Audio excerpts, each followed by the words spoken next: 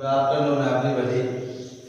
कक्षा 12 का है ये क्वेश्चन जो कृषि विज्ञान के 4th चैप्टर से है कि विद्युत वाहक बल एवं विभवांतर में क्या अंतर है। तो इसके बारे में हम समझेंगे। तो विद्युत वाहक बल की पहले परिभाषा कि विद्युत वाहक बल होता क्या है और विभवांतर की परिभाषा कि विभवांतर होता क्या है। तो इसमें लिखी है खुले परिपथ में सेल के इलेक्ट्रोडों के बीच विभवांतर को विद्युत वाहक बल कहते हैं।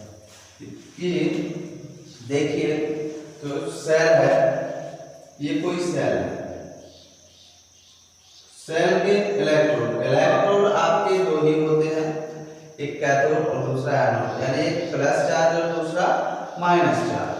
तो खुले परिपथ में सेल के इलेक्ट्रोडों के बीच यानी ये वाला हिस्सा और ये इस वाले हिस्से से, यानी ये आपका प्लस चार्ज और ये माइनस चार्ज वाले हिस्से, इनके बीच का जो विभवांतर होता है उसको विद्युत वाहक बल बोलते हैं। ये मान के चलिए 3 वोल्ट और ये 2 वोल्ट, तो 3 वोल्ट माइनस 2 वोल्ट बराबर 1 वोल्ट, तो ये आपका विद्युत वाहक बल कहलाएगा।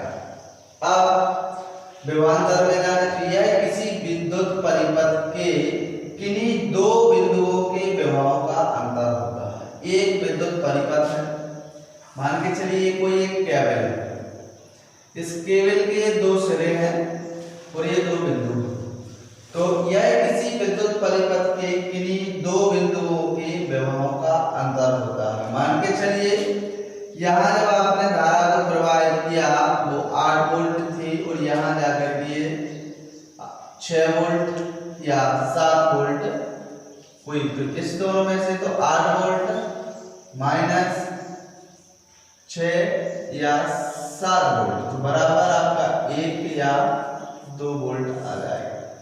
तो इसको बोलेंगे विभवांतर। उसके बाद जब सेल से धारा लेने पर विद्युत वाहक बल सदैव विभवांतर से अधिक होगा।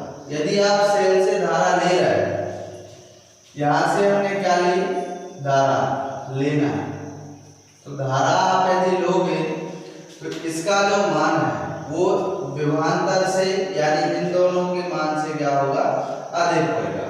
इस विभवांतर के मान से इसका मान अधिक होगा। वही इसमें करें यदि तो सेल से यदि धारा लेते हैं तो विभवांतर का मान विद्युत वाहक बल से कम हो जाता है। जब इसका अधिक है तो सिंपल ये है कि इसका कम हो जाएगा। अगला, अब ये चीज निर्भर किस पर करती है, कि ये निर्भर करती है विद्युत अपघटन की प्रकृति पर। जिस प्रकार से विद्युत का अपघटन होगा उसी पर या जो मान विद्युत अपघटन का निकलेगा या विद्युत अपघटन होने के बाद जो शेष मान बचेगा वो विद्युत वाहक यानी उस पर ये निर्भर करेगा विद्युत वाहक बल।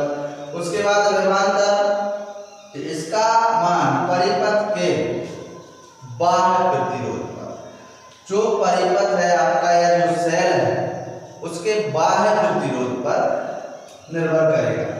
और लास्ट बचा है सेल को आवेशित करने के दौरान बाह्य वाहक बल का मान विभवांतर से कम होता है।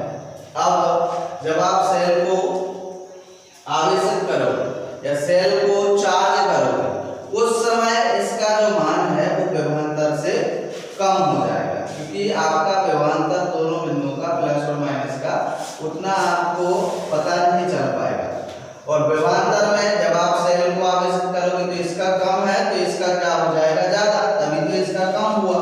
जब इसका मान बढ़ेगा तब इसका कम हो जाएगा।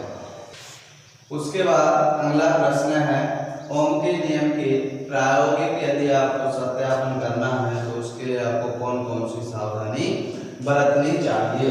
तो इसके लिए आपको 5 सावधानियों की बरतने की बहुत आवश्यकता है। सबसे पहले आपने जो परिपथ सेट किया अमीटर, वोल्टमीटर या जो भी उपकरण है उन सबके पैच कैसे होने चाहिए, पैच और प्लग ठीक से कैसे होने चाहिए। जितने भी आपके पैच हैं और प्लग वो ठीक से कसे हो।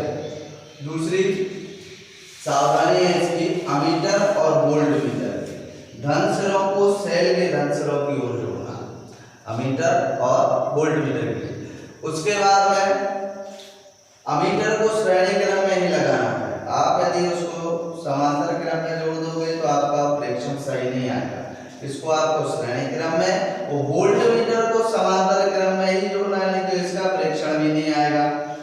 उसके बाद धारा उसी समय प्रवाहित करनी है जब आप प्रेक्षण ले रहे हो, पहले से धारा को प्रभावित नहीं करना, तब भी नहीं तो मान में अंतर आ जाएगा। उसके बाद परिपथ जब आप बना रहे हो तो कुंजी से प्लग निकाल देना है। हो सकता है आपको भी करंट लगे, इसलिए हमको परिपथ बनाते समय कुंजी से प्लग को निकाल देना है। इस प्रकार से आपके ओम के नियम के प्रायोगिक सत्यापन के लिए 5 सावधानियां